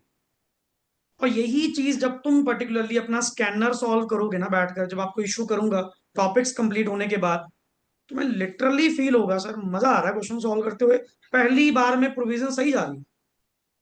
क्यों, जब चीज पहले इनफ होगी ना, माइंड में क्लैरिटी होगी, क्वेश्चन में डाउट आएगा ही नहीं। और रहती करती जो कसर होगी, हम अपने मॉड्यूल में से कवर करेंगे, कुछ एक दो पॉइंट्स हैं अमेंडमेंट में, कुछ नए पॉइंट्स हैं जो मॉड्यूल ने ऐड ऑन करे हैं पर्टिकुलरली, वो जब मॉड्यूल पढ़ेंगे तो मैं इस बुक में ही ऐड ऑन करवाऊंगा लिख, इन case of Nidhi company, in case of that, उसके केस में ये प्रोविजन है, जस्ट दैट पार्ट। अब सुन, नेक्स्ट वर्ड क्या, सोर्सेस क्लियर है, सोर्सेस में कोई डाउट तो नहीं? Next word, manner of computing the word, क्या लिखा हो, क्या सर अकाउंटिंग करनी भी ये सिखाएंगे क्या? बिल्कुल, हम सिखाएंगे। तुम्हारा क्या, तुम अपने अकाउंटिंग स्टैंडर्ड्स के अकॉर्डिंग, तुम अपनी अकाउंटिंग प्रैक्टिस के अकॉर्डिंग एसपीएल सा बना के ले आए, एंड एसपीएल में क्या दिखाया, करंट ईयर के प्रॉफिट इतने, मेरे को क्या पता तूने एसपीएल सही बनाया नहीं बनाया। कुछ चीजें अकाउंट्स के अकॉर्डिंग अलाउ होती, मैं नहीं अलाउ कर रहा, लाइक अनरियलाइज्ड गेन्स, जो कमाए ही नहीं, लाइक रीवैल्यूएशन रिजर्व, तुम्हारी बिल्डिंग 1 करोड़ की थी, 1 करोड़ 20 लाख की होगी, तुम अकाउंट्स में क्या करते हो, 20 लाख रुपए का रीवैल्यूएशन सरप्लस डाल देते हो, 20 लाख कमा लिया, 20 लाख कमा लिया तूने, क्या वो रियलाइज्ड है या अनरियलाइज्ड? तुम इसके चक्कर में लोगों को खुशियां बांट दो, डिविडेंड बांट दो, लो जी लो हमारे को 20 लाख का प्रॉफिट हो गया, कहाँ हुआ है? कहते देखो हमारे एसपीएल में है तो है, मैं तेरे एसपीएल के अकॉर्डिंग नहीं चलूंगा। डिविडेंड की कैलकुलेशन के लिए मैं बताऊंगा प्रॉफिट्स भी कैसे कैलकुलेट करने, what should be the manner, मैं बताऊंगा। एंड जिनमें one of the common point एक आएगा, depreciation must be provided for. जितनी तेरी एसेट्स हैं, फिक्स्ड एसेट, कई बार कहता बच्चा सॉरी तो नॉन कैश आइटम है फलाना है, फिर क्या हो गया? एज पर अकाउंट्स भी, एज पर लॉ भी, एज पर टैक्स भी, depreciation is eligible expenditure. Depreciation is eligible expenditure, books में जाएगा। और तुम इनके पास ले आए एसपीएल बनाकर जिसमें डेप्रिसिएशन नहीं थी, मगर ले जाए इसको वापस, पहले जाके डेप्रिसिएशन डाल के लेके आओ। डेप्रिसिएशन मस्ट बी, वर्ड क्या, डेप्रिसिएशन शैल बी, मे नहीं, shall be. Shall be means mandatory, shall be provided so as to compute the, डालनी है जी। अगर तुम मेरे पास बिना डेप्रिसिएशन डाले मेरे पास प्रॉफिट्स ले आए, मैं इसको बेस ही नहीं मानूंगा। मैं क्या कहूंगा, जाके पहले अपना प्रॉफिट सही करके लेके आओ, पहले प्रॉफिट सही तरीके से कंप्यूट करके लेके आओ, जैसे मैंने बताया था, 123 ने बताया था। जो दूसरी बात क्या कहता है, in computing the profits any amount representing, क्या लिखा हुआ है, अनरियलाइज्ड गेन्स, नोशनल गेन्स, या कोई रिवैल्यूएशन ऑफ एसेट, या any change in the carrying amount of an asset और a liability on the measurement of asset या लायबिलिटी एट दी, कहां तक लाने के लिए, बुक वैल्यू को फेयर वैल्यू पे लाने के लिए। सर जी रियलाइज्ड थोड़ी है, जिस दिन रियलाइज होएगी तुम बांट लेना जितना बांट रहे, पर पहले पैसा हाथ में आने तो दो। पैसा हाथ में आया नहीं, पहली खुशियां बांटनी शुरू कर दी, पहले आने तो दो। जिस दिन आएगा जो मर्जी कर लेना, जितना मर्जी बांट लेना, पर अभी के लिए बाहर। इसको बाहर करो जी, क्या लिखा हुआ है, शेल बी, न्यूमेरिकल क्वेश्चन आएगा तुझे इस पे, वो यहाँ सर न्यूमेरिकल, फिर क्या हो गया, लॉ में, लॉ में तुझे बैलेंस शीट बेस्ड क्वेश्चन भी आएंगे। ये मत समझना कि मतलब ये मेरा प्योर थ्योरेटिकल पेपर है, कहीं तुम कहो सर पेपर तो न्यूमेरिकल की अकाउंट्स की बात हुई थी हमारी, तो लॉ में भी न्यूमेरिकल मिलेंगे। तुम्हें एक ऐसी छोटी सी कैलकुलेशन दी होगी कि कंपनी ने ना 120, मतलब नॉर्मली डिविडेंड को डिक्लेयर करने के लिए ये कुछ प्रॉफिट्स कैलकुलेट करें, and the company wants to give 10% of the dividend, जो भी देना चाहती है, काइंडली कैलकुलेट द डिविडेंड, कि बताओ एज पर द सेक्शन कितना डिविडेंड जाएगा। मैं कहा 10% तो छोड़ो, ये तो साइड पे करो, पहले बताओ ये इसने प्रॉफिट निकाले कैसे। उसमें पक्का ये दोनों वर्ड आएंगे, या तो डेप्रिसिएशन डली नहीं होगी, तुम क्या कहोगे, डेप्रिसिएशन डालो, पहले तो वो माइनस कर। दूसरा, उसने कोई ना कोई unrealised gains, notional gains, revaluation reserves डले होंगे, प्लस कर रखे होंगे, इसको बाहर करो जी, ये इसके बीच में नहीं आएगा। मतलब तुम्हें पहले प्रॉफिट रेक्टिफाई करने पड़ेंगे, सही करने पड़ेंगे, देन मल्टीप्लाई बाय 10%, ये डिविडेंड है। इसने प्रोविजन भी यूज करवा ली, न्यूमेरिकल सा भी करवा लिया। तो इसमें कंपनीज एक्ट में पर्टिकुलरली कई सारी एग्जांपल्स ऐसी बन जाती हैं, क्योंकि ये तुम कंपनी अकाउंट्स पढ़ रहे हो। जो तुम कंपनी अकाउंट्स एक्चुअली पढ़ोगे अकाउंट्स के अंदर, या फाउंडेशन बेस्ड भी पढ़ा है, वो कंपनी लॉ बेस्ड तो है, कंपनी लॉ बेस्ड तो है। तुम्हें मैक्सिमम क्वेश्चन मन करे पेपर में, लॉ के पेपर में 2-3 क्वेश्चन न्यूमेरिकल बेस्ड मिले, पर वो सेक्शन बेस्ड होंगे। जैसे बोनस की कैलकुलेशन तुम अकाउंट्स में भी करोगे, यहां भी करोगे, राइट इशू की वहां भी करोगे, यहां भी करोगे, फिर उधर भी तो कंपनी अकाउंट्स पढ़ रहे, इधर भी कंपनी लॉ पढ़ रहे। मन करे ये नहीं पता कोई टॉपिक उधर ना पूछे, लॉ में पूछ ले, चलेगा। फिर मेरे को कौन सा फर्क पड़ता है, प्रोविजन तो सेम ही है, तुम उधर पूछ लो इधर पूछ लो, मेरे को तो प्रोविजन पता होनी चाहिए। Now past year, next word is past year losses and depreciation to be, क्या लिखा हुआ है, set off. Set off means adjust, adjustment. कहते हैं सर कई बार ये सिनारियो अलग है, सुनो। इसमें पता क्या सिनारियो है, पहले मैं लॉसेस में था, पहले मैं करंट ईयर में किस में आया, प्रॉफिट्स। अब as per the income tax, as per the normal accounts, what is the rule, जितने तेरे पास्ट ईयर के लॉसेस हैं पहले वो रिकवर। मैं क्या तुम्हें शर्म नहीं आती यार, पर्टिकुलरली 4 साल से तुम लॉस में थे, आज ताजे ताजे प्रॉफिट में हुए हो, चले बांट रहे डिविडेंड। पहले जाके अपना पुराना लॉस क्या कर, सेट ऑफ कर। जब तक पुराना लॉस तेरा सेट ऑफ नहीं होता, एडजस्ट नहीं होता, वो पहले रिकवरी तो कर ले, कंपनी को जिंदा वापस तो कर ले, वो तो पहले ही वेंटिलेटर पे, उसको जिंदा तो कर ले। हाँ, बाद में बांट लियो। मेरे को जी करंट ईयर में प्रॉफिट हुआ 10 लाख, मेरे पिछले 2 साल का loss, and not only loss, even the depreciation, हमने इसको टैक्सेशन में वर्ड बोलते हैं अनएब्जॉर्ब्ड, अनएब्जॉर्ब्ड डेप्रिसिएशन। क्या वर्ड बोलते हैं? जिसको बुक्स में पिछले साल जगह नहीं मिली थी, कारण प्रॉफिट ही थे, प्रॉफिट ही नहीं थे। अब जिनमें आपने में से टेक्स्ट पढ़ा होगा वो वर्ड अनअब्जॉर्ब्ड वर्ड सुना होगा, कि अनअब्जॉर्ब्ड क्या होती है? डेप्रिसिएशन, जिसको पिछले साल बुक्स में जगह नहीं मिली थी, कारण प्रॉफिट ही थे। जब प्रॉफिट ही नहीं है, एक्सपेंस आपको क्लेम नहीं हुआ होगा। और इस बार करंट ईयर तुम कहां पे आए? प्रॉफिट्स में। सर जी, करंट ईयर का प्रॉफिट तुझे मिला मान ले 10 लाख, कितना मिला? बट जब अपना पीछे सिनारियो देखा, बैकएंड पे नजर मारी, पता लगा मेरे तो जी पुराने लॉसेस पड़े। कितने लॉसेस पड़े? 4 लाख। अनअब्जॉर्ब्ड डेप्रिसिएशन पड़ी है, कितनी पड़ी है? पर्टिकुलरली 2.5 लाख। और मैं चला बांटने 10 लाख का डिविडेंड। वेट, 9-10 लाख, 10 लाख में से पुराना लॉस 4 लाख, सेट ऑफ। कितना बचा? 6। 2.5 lakh unabsorbed depression, set of. जब तक पुराना रिकॉर्ड क्लियर नहीं करता ना, तुझे डिविडेंड बांटने नहीं दूंगा। और ना तुम्हें बांटना चाहिए। इतनी शर्म तो मेंबर्स को भी और बोर्ड ऑफ डायरेक्टर्स को भी होनी चाहिए। कि अभी वही बात है ना, कि मतलब ज्यादा ही अब उछल गए, कि पहले पैसा देखा नहीं, अब देखने को मिल गया, नीयत खराब हो रही है।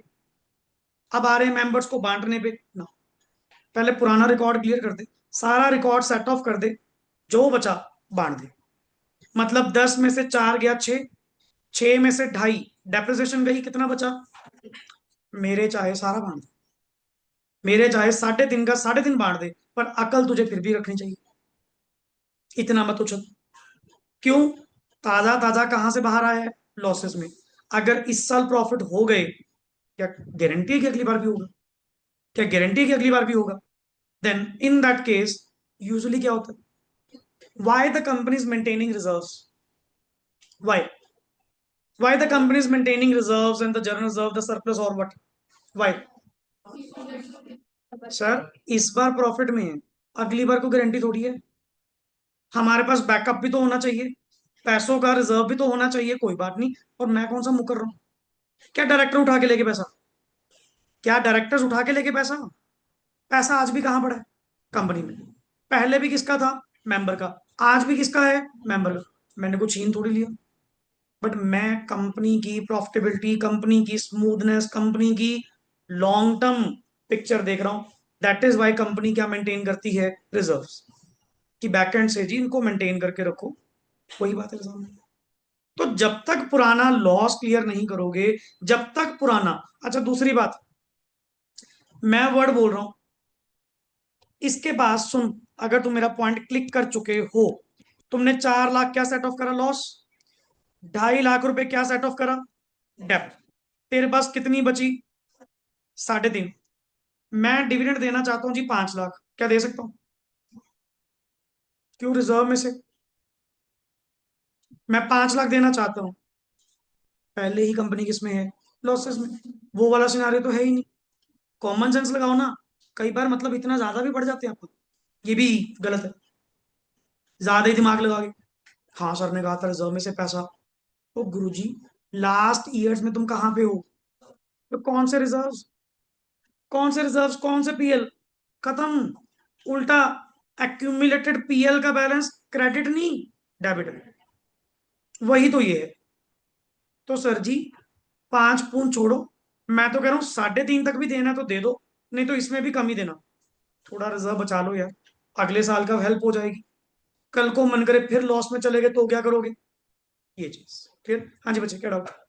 तभी करता वेट, क्योंकि पता है नेक्स्ट आगे चेहरे बता रहे हैं क्या चीज पूछोगे, क्या डाउट आएगा।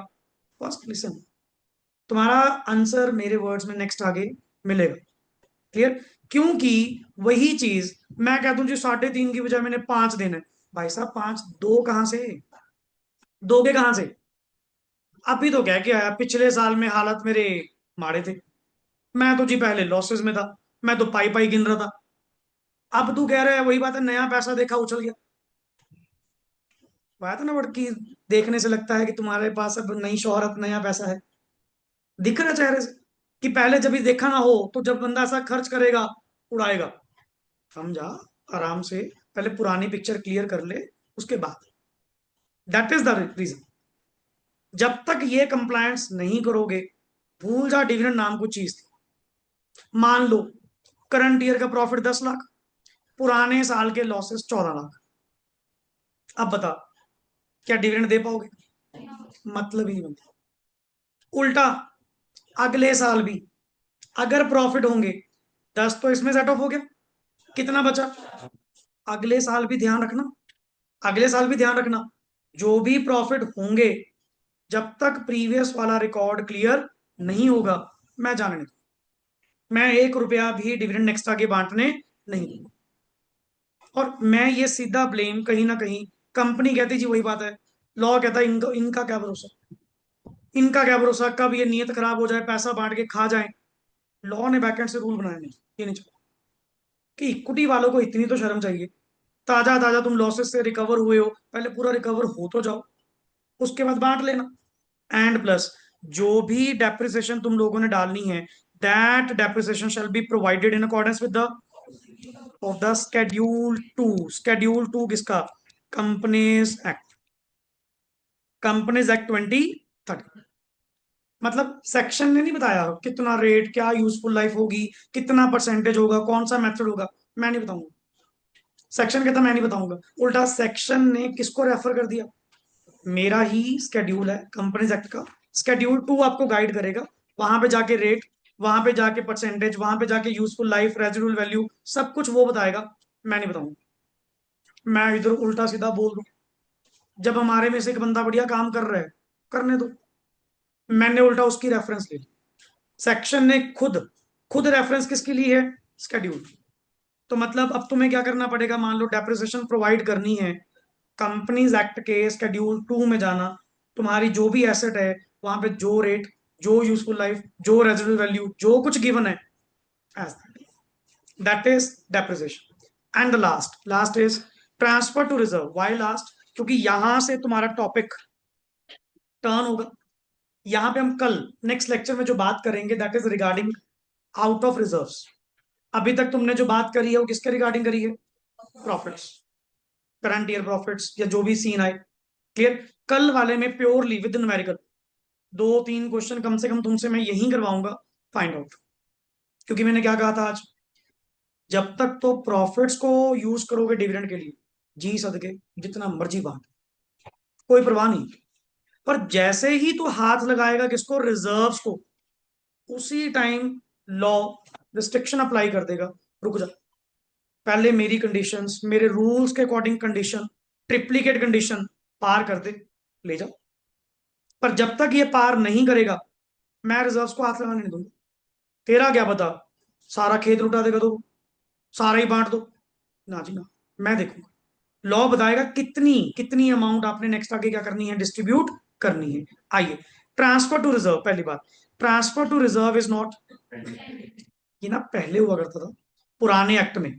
पुराने एक्ट में एक प्रोविजन थी, सम परसेंटेज बेस्ड, जैसे स्लैब होती थी, अगर इतने से इतने परसेंट डिविडेंड दे रहे हो, तो इतना परसेंट आपको रिजर्व में ट्रांसफर करना पड़ेगा। पहले था, पहले था। बट जब से 2013 आया, खत्म। इन्होंने पहला वर्ड ये बोल दिया, it is not mandatory, it's optional. मर्जी है जी, तुम्हारी मर्जी, ट्रांसफर करना है तो कर लो, नहीं ट्रांसफर करना तो रहने दो। कोई 1% भी सोचने वाला मैटर नहीं। नाउ अ कंपनी, देखिए यहां भी वर्ड के लिखा हुआ, company may transfer to reserve such percentage of its profit as it may deem। करना भी तुम्हारी मर्जी, कितना करना वो भी तुम्हारी मर्जी, हम बीच में नहीं आएंगे। एक क्वेश्चन तो यही मिलेगा, एक क्वेश्चन तो यही पक्का मिलेगा। नेक्स्ट पेज पे केस स्टडी है, देख लो आज नहीं, नेक्स्ट पेज पे केस स्टडी है, वहां पे आपको केस स्टडी जो मिलेगी, दैट इज बिल्कुल नेक्स्ट पेज पे, बीच में ही है। यहाँ पे क्वेश्चन सा गिवन होगा, इस बुक का यही रहा, November 18 का क्वेश्चन है जी। नवंबर 18 का क्वेश्चन है पर्टिकुलरली दिस। क्लियर? यही है कि सर क्या कंपनी को डिविडेंड बांटते टाइम क्या ट्रांसफर टू रिजर्व करना जरूरी है? No, it's not mandatory. That is the point. It's optional, और वो भी कितनी percentage? It's optional, as it may deem fit. इस बुक का ये फायदा है, कॉन्सेप्ट करोगे ना, कुछ पास्ट ईयर के क्वेश्चन बीच में गिवन, बढ़िया है, साथ साथ करते जाओगे। और यही क्वेश्चन तुम्हें कहाँ मिलेगा? स्कैनर में। यही क्वेश्चन कहाँ मिलेगा? मॉड्यूल में। डबलिंग बहुत है, रेपिटेशन बहुत है, पर करेंगे सब जगह से। हाँ, अगर करा हुआ है देखकर लग तो गया पता, छोड़ दे, पर देख तो लिया ना मैंने कि हाँ ये सेम है, ये चीज है। सो कल वाले पार्ट में हम जो डिस्कशन करेंगे that is dividend out, sorry, या declaration of dividend out of the main topic. कल मेरा 123 ही कंप्लीट होगा with questions. Clear? Particularly then आप बात करेंगे 124 125, क्योंकि बेसिक चीजें जब तक क्लियर नहीं होती ना, नया कंटेंट करने का फायदा नहीं। Am I clear? यहां तक क्लियर? चलिए ओके जी, thanks lot and rest we will do in the next part. यहीं से आगे क्या करेंगे? कंटिन्यू करेंगे। चलिए ओके जी।